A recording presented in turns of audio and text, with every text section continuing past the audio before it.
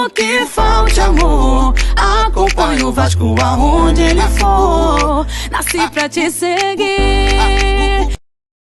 Salve família vascaína! Sejam bem-vindos aí a mais um vídeo no canal. Eu sou o Thiago, você está no canal Vasco em Família. Se não for inscrito aqui, já dá aquela moral. Senta o dedo no like pra gente estar chegando a mais vascaínos. E não esquece também de ativar o sininho de notificação para não perder os próximos vídeos. E tá sempre por aqui dando aquela moral, deixando a sua opinião, seu comentário, pra gente estar trocando aquela ideia de vascaíno pra vascaíno. Jorginho, que foi apresentado hoje, vai conduzir o Vasco aí nas próximas 10 partidas. Com êxito, se Deus quiser, Série A ano que vem. Mas ele disse o seguinte, família vascaína, ó, Jorginho não tá pensando só esse ano não, hein? Você no ano que vem também. Se liga só. Estou muito honrado de estar de volta, feliz por poder novamente estar em casa. Aqui é minha casa. Joguei 2 anos aqui, fui treinador em 2015, 2016 e 2018.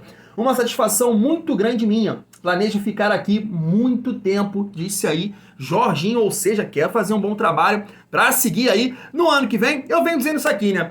Fiz um vídeo aí, acho que ontem, dei minha opinião, falando entre Jorginho fazendo um bom trabalho, subindo, e Thiago Nunes, pô, que fez um grande trabalho lá no Atlético Paranaense, foi campeão da Copa do Brasil, mas de lá para cá, Corinthians, Ceará, Grêmio, só péssimos trabalhos. Por que não? Entre Thiago e Jorginho. Agora, claro que se fosse aí, se eu tivesse a caneta na mão, pudesse escolher, eu ia atrás do Vojvoda aí para conduzir o projeto do ano que vem. Mas ele tá pensando aqui em ficar, ele tem que arrumar aí principalmente o Vasco fora de casa. E tem aí provas de fogo, hein, família vascaína, nos próximos jogos. O Vasco enfrenta agora, domingo, né, o Grêmio, Náutico em casa e depois o Cruzeiro. Ou seja, o Jorginho vai ter que mostrar aí um bom trabalho, principalmente aí fora de casa, e já tem esses 2 jogos aí, esses 2 confrontos aí muito difícil, o Grêmio e o Cruzeiro. A gente ainda enfrenta aí o Operário, Sport e Ituano, então eu acho que com certeza aí se o Jorginho pensa em conquistar uma oportunidade no ano que vem, claro que o resultado final tem que ser a elite do futebol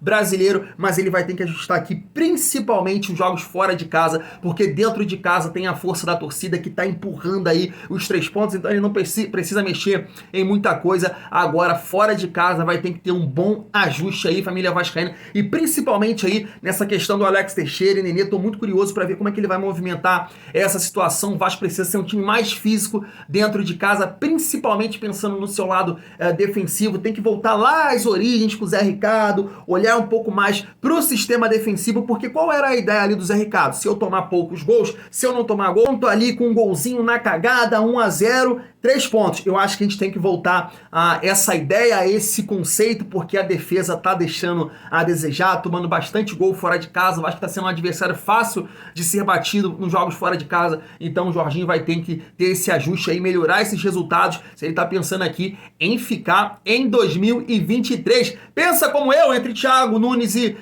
Jorginho, ficaria com o Jorginho com um bom trabalho? Ou você também vê como eu, Vojvoda, aí seria um excelente nome para 2023? Quero trazer aqui agora, família vascaína, o jornalista Jorge Nicola, que trouxe informações aí muito interessantes. Já o Vasco pensando em 2023, tem lista de reforços, tem um empresário aí que o Vasco está procurando estreitar aí relações para que ele possa ajudar a montar um time competitivo no ano que vem. Aí você vai falar assim, Thiago, para com isso, a gente tem que pensar em subir primeiro. Claro, você, a gente tem que torcer, focar, acender vela, rezar para o Vasco subir. Agora, Paulo Brax, 777, tem que pensar sim em planejar o Vasco para 2023. E principalmente olhando para a Série A. Porque planejar o Vasco para a Série B, eu não vou nem pensar nisso, família vascaína. Mas vamos acompanhar aqui as informações do Jorge Nicola. Se liga só. Mais um detalhe importante. Contei também pela manhã que uma pessoa muito próxima do Pedro me assegurou que todos os grandes clubes do futebol brasileiro, com exceção do Palmeiras, pelo menos sondaram a situação do Pedro Raul. Quiseram entender quanto custaria, quais seriam as condições do negócio. Para mim, um baita de uma operação interessante. 15 milhões de reais por um jogador de 25 anos que faz gols e mais do que isso. Tem passaporte italiano, alguém que, se por exemplo se mudar para a Europa, não vai ocupar a vaga de estrangeiro. Isso agrega muito valor a qualquer atleta. Bora falar sobre a lista de reforços no Vasco a partir da parceria entre Juliano Bertolucci, Vasco e 777. Dei mais detalhes no vídeo da tarde dessa terça-feira. Contei para vocês que a renovação de contrato do Andrei com o Vasco foi só o primeiro passo de uma parceria que já está firmada entre o Vasco e a 77 com Juliano Bertolucci, que é o maior empresário de futebol do Brasil, com sobras. O cara deita e rola no Brasil e no exterior. O Bertolucci foi convidado pelo Vasco e pela 777 para ajudar na montagem do elenco para 2023, e a expectativa da 777 é de poder competir com o Flamengo pelos principais reforços. Também contei com exclusividade que o grande alvo nesse primeiro momento é Oscar, jogador que tenta a rescisão do contrato com o Xangai Port e negocia há semanas com o Flamengo. Fui buscar atletas que são representados pela Bertolucci Esportes. Antes, só lembrar que o Bertolucci tem ajudado demais o Flamengo nos últimos anos. Foi, por exemplo, esse empresário quem colocou o Davi Luiz, o Cebolinha, o Gerson, o Andréas Pereira, entre outros. Cara com mercado aberto nos principais clubes do mundo.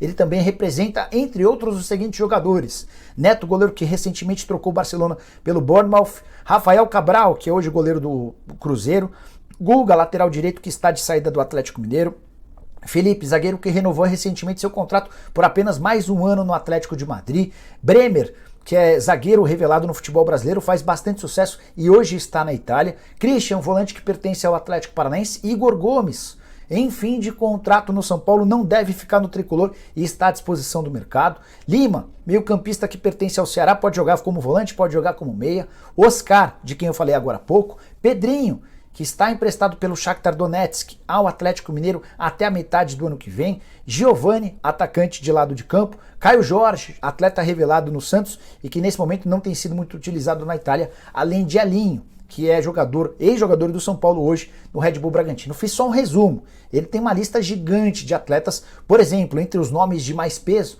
Marquinhos da Seleção Brasileira do PSG, Bruno Guimarães, que pertence ao Newcastle, David Neres, que atualmente joga no Benfica, o Dodô, lateral direito, ex-Curitiba, que está na Fiorentina, Danilo, volante do Palmeiras, Matheus Cunha. Esses nomes eu nem acho que são nomes disponíveis para o Vasco da Gama na próxima temporada, mas a primeira relação de atletas, acho que todos cabem dentro da política de investimento que a 777 e o Vasco buscam para 2023. A única informação que eu tenho é de que o Oscar interessa. Todos os outros são atletas representados pelo Bertolucci, que poderiam, a partir dessa parceria, se tornarem opções interessantes.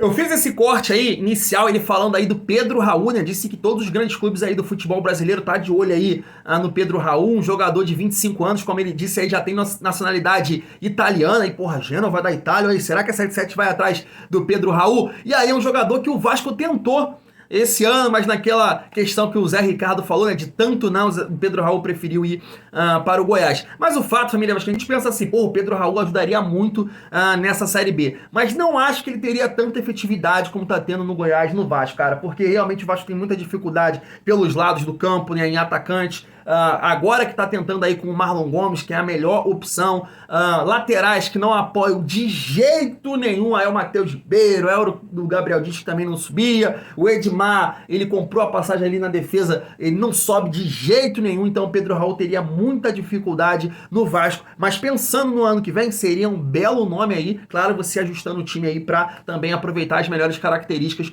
do Pedro Raul. Em relação ao empresário aí, né, Juliano Bertolucci, né, claro que qualquer empresário que tenha muitos contatos aí no mercado, é interessante você fechar parceria, não o tipo de parceria que o Vasco tinha com o Carlos Brasil, porque não era uma parceria, era uma dependência que o Vasco tinha do Carlos Brasil, e jogador, rapaz, no Vasco Carlos Brasil só colocava as bombas, e por isso que os últimos resultados da gente aí é deprimente. Então, você olhar para o empresário que tenha bons contatos, bons jogadores, e claro, você ter condições aí de arcar com os salários e mostrar para que esses jogadores possam ter um plano de carreira, ter sucesso, ser competitivo aqui, é interessante sim, família vascaína, fazer esse tipo de parceria com empresários que têm aí bons contatos. Claro que as declarações iniciais da 777 não foram bacanas, já foi bravateiro, né?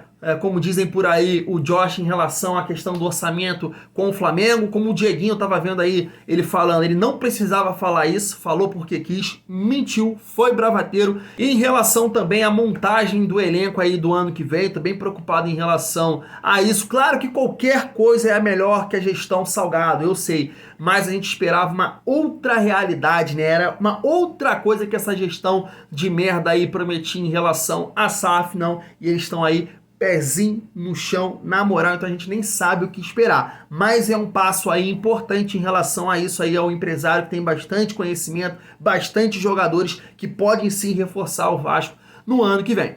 Vou ficando por aqui, tamo junto e é muito bom ser Vasco.